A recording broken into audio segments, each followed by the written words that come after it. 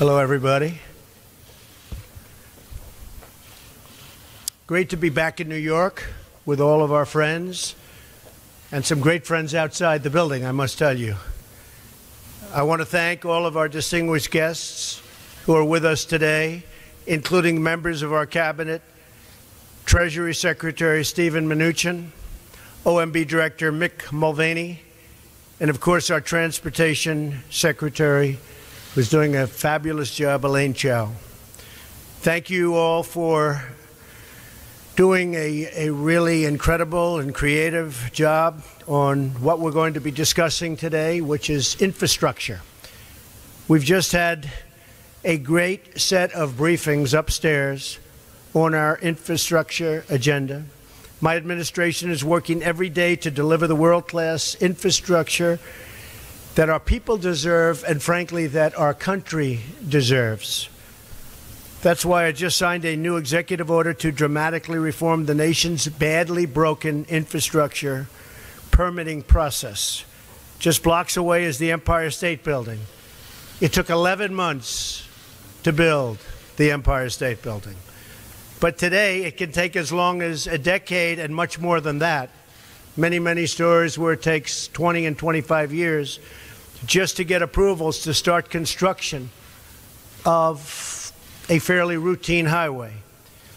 Highway builders must get up to 16 different approvals involving 9 different federal agencies governed by 29 different statutes. One agency alone can stall a project for many years and even decades. Not only does this cost our economy billions of dollars, but it also denies our citizens the safe and modern infrastructure they deserve. This over-regulated permitting process is a massive, self-inflicted wound on our country. It's disgraceful. Denying our people much-needed investments in their community, and I just want to show you this because it was just shown me, and I think I'm going to show it to the media. Both real and fake media, by the way. This is what it takes to get something approved today. Elaine, you see that? So this is what it takes. Permitting process flowchart. That's a flowchart. So that can go out to 20 years. This shows about 10. But that could go out to about 20 years to get something approved. This is for a highway. I've seen a highway recently in a certain state. I won't mention its name. It's 17 years. I could have built it for $4 or $5 million without the permitting process. It cost hundreds of millions of dollars, but it took 17 years to get it approved, and many pages of environmental impact studies. This is what we will bring it down to. This is less than 2 years. This is going to happen quickly. That's what I'm signing today. This will be less than 2 years for a highway. So it's going to be quick. It's going to be a very streamlined process. And by the way, if it doesn't meet environmental safeguards, we're not going to approve it. Very simple. We're not going to approve it. So this is just, maybe this one will say, let's throw the other one away. Would anybody like it from the media? Would anybody like that long, beautiful chart? You can have it. So my executive order also requires agencies to work together efficiently by requiring one lead agency for each major infrastructure project. It also holds agencies accountable if they fail to streamline their review process. So each agency is accountable. We're going to get infrastructure built quickly, inexpensively, relatively speaking, and the permitting process will go very quickly. No longer will we tolerate one job-killing delay after another. No longer will we accept a broken system that benefits consultants and lobbyists at the expense of hardworking Americans. Now, I knew the process very well, probably better than anybody. I had to get permits for this building and many of the buildings I built, all of the buildings I built in Manhattan and many other places. And I will tell you that the consultants are rich people. They go around making it very difficult. They lobby Congress. They lobby state governments, city governments to make it very difficult so that you have to hire consultants and that you have to take years and pay them a fortune. So we're streamlining the process, and we won't be having so much of that anymore. No longer will we allow the infrastructure of our magnificent country to crumble and decay. While protecting the environment, we will build gleaming new roads, bridges, railways, waterways, tunnels, and highways. We will rebuild our country with American workers, American iron, American aluminum, American steel. We will create millions of new jobs and make millions of American dreams come true. Our infrastructure will again be the best in the world. We used to have the greatest infrastructure anywhere in the world. And today we're like a third world country. We are literally like a third world country. Our infrastructure will again be the best. And we will restore the pride in our communities, our nation. And all over the United States, we'll be proud again. So I want to thank everybody for being here. God bless you. God bless the United States. And if you have any questions, we have, Mick, you could come up here, please. Come on up. Mick Mulvaney. If you have any questions, please feel free to ask. Why do you think these CEOs are leaving your manufacturing council? Because they're not taking their job seriously as it pertains to this country. We want jobs, manufacturing in this country. If you look at some of those people that you're talking about, they're outside of the country. They're having a lot of their product made outside. If you look at Merck as an example, take a look where, take a look at where their product is made. It's made outside of our country. We want products made in the country. Now, I have to tell you, some of the folks that will leave, they're leaving out of embarrassment because they make their products outside. And I've been lecturing them, including the gentleman that you're referring to, about you have to bring it back to this country. You can't do it necessarily in Ireland and all of these other places. You have to bring this work back to this country. That's what I want. I want manufacturing to be back into the United States so that American workers can benefit. Let me ask you, Mr. President, why did you wait so long for the last neo-Nazi? I didn't wait long. I didn't wait long. I didn't wait long. I wanted to make sure, unlike most politicians, that what I said was correct, not make a quick statement. The statement I made on Saturday, the first statement, was a fine statement. But you don't make statements that direct unless you know the fact. It takes a little while to get the facts. You still don't know the facts. And it's a very, very important process to me. And it's a very important statement. So I don't want to go quickly and just make a statement for the sake of making a political statement. I want to know the facts. If you go back to my, in fact, I brought it. Who did you bring, Mr. President? As I said on, remember this, Saturday, we condemn in the strongest possible terms this egregious display of hatred, bigotry, and violence.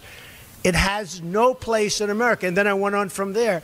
Now, here's the thing. As to, excuse me, take it nice and easy. Here's the thing. When I make a statement, I like to be correct. I want the facts. This event just happened. In fact, a lot of the event didn't even happen yet as we were speaking. This event just happened. Before I make a statement, I need the facts. So I don't want to rush into a statement. So making the statement when I made it was excellent. In fact, the young woman, who I hear is a fantastic young woman, and it was on NBC, her mother wrote me and said through, I guess, Twitter, social media, the nicest things, and I very much appreciated that. I hear she was a fine, really actually an incredible young woman, but her mother on Twitter thanked me for what I said. And honestly, if the press were not fake, and if it was honest, the press would have said what I said was very nice. But unlike you and unlike, unlike you and unlike the media, before I make a statement, I like to know the facts.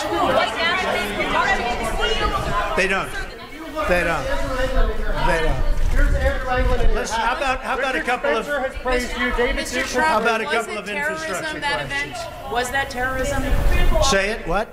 CEO of Walmart said you missed a critical opportunity to help bring the country together. Did you? Not at all. I think the country, look, you take a look. I've created over 1 million jobs since I'm president. The country is booming. The stock market is setting records. We have the highest employment numbers we've ever had in the history of our country. We're doing record business. We have the highest levels of enthusiasm. So the head of Walmart, who I know, who's a very nice guy, was making a political statement. I mean, ask him how he's doing. I do it the same way, and you know why? Because I want to make sure, when I make a statement, that the statement is correct. And there was no way of making a correct statement that early. I had to see the facts, unlike a lot of reporters. Nazis were there. I didn't know David Duke was there. I wanted to see the facts. And the facts, as they started coming out, were very well stated. In fact, everybody said his statement was beautiful. If he would have made it sooner, that would have been good. I couldn't have made it sooner because I didn't know all of the facts. Frankly, people still don't know all of the facts. It was very important. Excuse me. It was very important to me to get the facts out, and correctly, because if I would have made a fast statement, and the first statement was made without knowing much other than what we were seeing. The second statement was made after, with knowledge, with great knowledge. There's still things, there's still things that people don't know. I want to make a statement with knowledge. I wanted to know the facts. Okay. Two questions. Was this terrorism? And can you tell us how you're feeling about your chief strategist? Well, I think the driver of the car is a disgrace to himself, his family, and this country. And that is, you can call it terrorism. You can call it murder. You can call it whatever you want. I would just call it as the fastest one to come up with a good verdict. That's what I'd call it. Because there is a question. Is it murder? Is it terrorism? And then you get into legal semantics. The driver of the car is a murderer. And what he did was a horrible, horrible, inexcusable thing. Can you tell us how you're feeling about your chief strategist, Mr. Bannon? Can you talk about that? I would echo Maggie's question. Steve Bannon is... I never spoke to Mr. Bannon about it. Can you tell us broadly what your... do you still have confidence in Steve? Well, we'll see. Look, I like Mr. Bannon. He's a friend of mine. But Mr. Bannon came on very late. You know that. I went through 17 senators, governors, and I won all the primaries. Mr. Bannon came on very much later than that. And I like him. He's a good man. He is not a racist, I can tell you that. He's a good person. He actually gets a very unfair press in that regard. But we'll see what happens with Mr. Bannon. But he's a good person, and I think the press treats him, frankly, very unfairly. Do you have confidence that Senator McCain has called on you to defend your National Security Advisor, H.R. McMaster, against some of these attacks? I did it the last time. And he called on it again, linking this Senator McCain? to the alt-right. And Senator McCain, you mean the one who voted against Obamacare? And he said Who is Senator? You mean Senator McCain who voted against us getting good health care? Senator McCain said that the alt-right is behind these attacks, and he linked that same group to those who perpetrated the attack in Charlottesville. Well, I don't know. I can't tell you. I'm sure Senator McCain must know what he's talking about. But when you say the alt-right, define alt-right to me. You define it. Go ahead. Well, I'm saying, define it for me. Come on, let's go. Define Senator it. McCain defined them as the same group. Okay, what about the alt-left that came charging at him? Excuse me. What about the alt-left that came charging at the, as you say, the alt-right? Do they have any semblance of guilt? This is Senator McCain's statement. Let me ask you this. What about the fact that they came charging with clubs in their hands, swinging clubs? Do they have any problem? I think they do. So, you know, as far as I'm concerned, that was a horrible, horrible day. Wait a minute. I'm not finished. I'm not finished, fake news. That was a horrible day. The same level as I will tell you something. I watched those very closely, much more closely than you people watched it. And you have, you had a group on one side that was bad, and you had a group on the other side that was also very violent. And nobody wants to say that, but I'll say it right now. You had a group on the other side that came charging in without a permit, and they were very, very violent.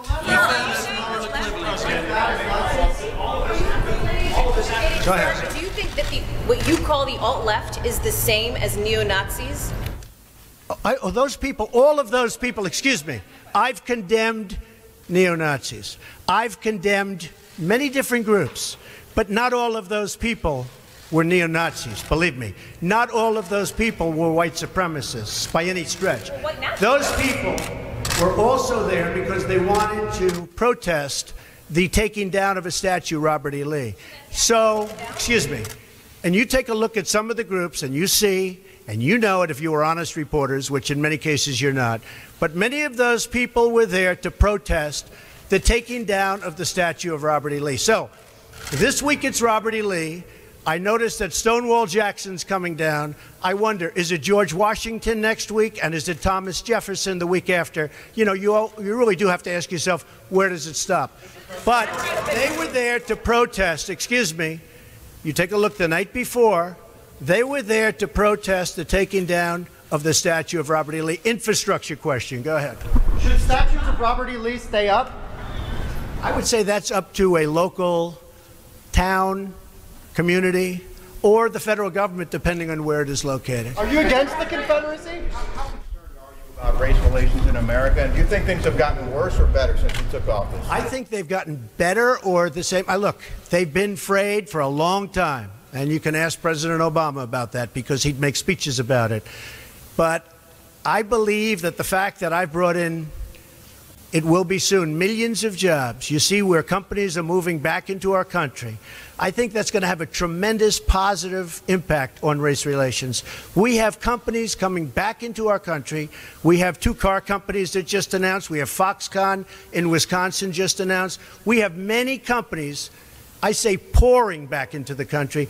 I think that's going to have a huge positive impact on race relations. You know why? It's jobs. What people want now, they want jobs. They want great jobs with good pay. And when they have that, you watch how race relations will be. And I'll tell you, we're spending a lot of money on the inner cities. We're fixing the inner cities. We're doing far more than anybody's done with respect to the inner cities. It's a priority for me, and it's very important. Mr. President, are you putting what you're calling the alt-left and white supremacists on the same moral plane?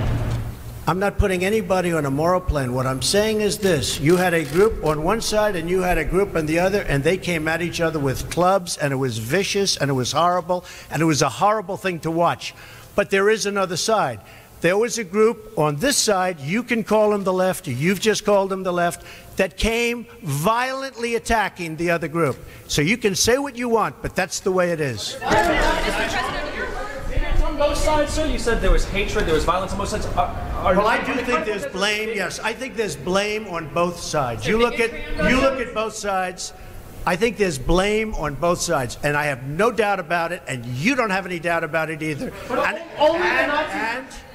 And if you reported it accurately, you would say. Neo-Nazis started this. They showed up in Charlottesville. They showed up in Charlottesville to protest. Excuse me. They didn't put themselves down as neo. And you had some very bad people in that group. But you also had people that were very fine people on both sides. You had people in that group, excuse me, I saw the same pictures as you did. You had people in that group that were there to protest the taking down of, to them, a very, very important statue and the renaming of a park from Robert E. Lee to another name. Washington and Robert E. Lee are not the same. Well, no, George Washington was a slave owner. Was George Washington a slave owner? So will George Washington now lose his status? Are we going to take down, excuse me, are we going to take down statues to George Washington? How about Thomas Jefferson? What do you think of Thomas Jefferson? You like him? I do love Thomas Okay, good. Jefferson. Are we going to take down the statue? Because he was a major slave owner. Now we're going to take down his statue. So you know what? It's fine. You're changing history, you're changing culture, and you had people, and I'm not talking about the neo-Nazis and the white nationalists, because they should be condemned totally. But you had many people in that group other than neo-Nazis and white nationalists, okay? And the press has treated them absolutely unfairly. Now, in the other group also, you had some fine people, but you also had troublemakers, and you see them come with the black outfits and with the helmets and with the baseball bats. You had a lot of bad people in the other group too. The press is treated unfairly, sir. I'm sorry, I just didn't understand what you were saying. You were saying the press has treated white nationalists unfairly? No, I just didn't understand what you were saying. No. There were people in that rally, and I looked the night before. If you look, there were people protesting very quietly the taking down of the statue of Robert E. Lee. I'm sure in that group there were some bad ones. The following day it looked like they had some rough, bad people, neo-Nazis, white nationalists, whatever you want to call them. But you had a lot of people in that group that were there to innocently protest and very legally protest because, you know, I don't know if you know, they had a permit. The other group didn't have a permit. So I only tell you this. There are two sides to a story. I thought what took place was a horrible moment for our country, a horrible moment. But there are two sides to the country. Does anybody have a final? Does anybody have? You have an infrastructure. What makes you think you can get an infrastructure bill? You didn't get health care. Well, you know, I'll tell you. We came very close with health care. Unfortunately, John McCain decided to vote against it at the last minute. You'll have to ask John McCain why he did that. But we came very close to health care. We will end up getting health care. But we'll get the infrastructure, and actually infrastructure is something that I think will have bipartisan support on. I actually think Democrats will go along with the infrastructure. Mr. President, have you spoken to the family? Have you spoken to the family of the victim of the car attack? No, I'll be reaching out. I'll be reaching out. When will you be reaching out? I was very. I thought that the statement put out, the mother's statement, I thought was a beautiful statement. I was telling you, it was something that I really appreciated. I thought it was terrific, and really under the kind of stress that she's under and the heartache that she's under, I thought putting out that statement to me was really something I won't forget. Thank you all very much. Thank you. Thank you. Mr. President, do you think you're helping to heal the nation? Racial divides in this country. Well, I really think jobs can have a big impact. I think if we continue to create jobs, over 1 million, substantially more than 1 million, and you see just the other day the car companies coming in with Foxconn. I think if we continue to create jobs at levels that I'm creating jobs, I think that's going to have a tremendous impact, positive impact on race relations. And what you said today, how do you think that will impact the racial sort of conflict today? People are going to be working. They're going to be making a lot of money, much more money than they ever thought possible. And that's going to happen. And the other thing, very important, I believe wages will start going up. They haven't gone up for a long time. I believe wages now, because the economy is doing so well with respect to employment and unemployment, I believe wages will start to go up. I think that'll have a tremendously positive impact on race relations. Why have bigots been drawn to you? Are you going to visit Charlottesville, Mr. President?